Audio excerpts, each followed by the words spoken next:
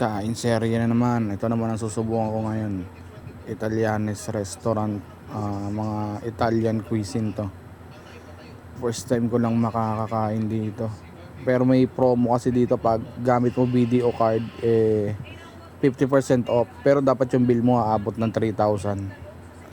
So pumili ako ng mga medyo mahal para umabot ng 3,000 yung bill. Ayun yung mga in-order namin. May libre pa yung tinapay una pag naghihintay ka. So yan yung drinks. Ito sa akin, hindi ako nagkanin. Italian pig muna. Pasta, pizza, salad. Ito nasa 300 yata, yun 400. Yung margarita nasa 600 o 700. Masarap naman siya. Mas masarap pa siya sa Sbarro. Dapat na masarap siya kasi mataas yung presyo niya.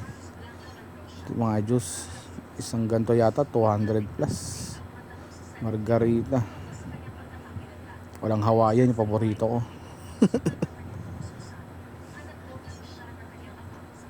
Ayun yung bill namin.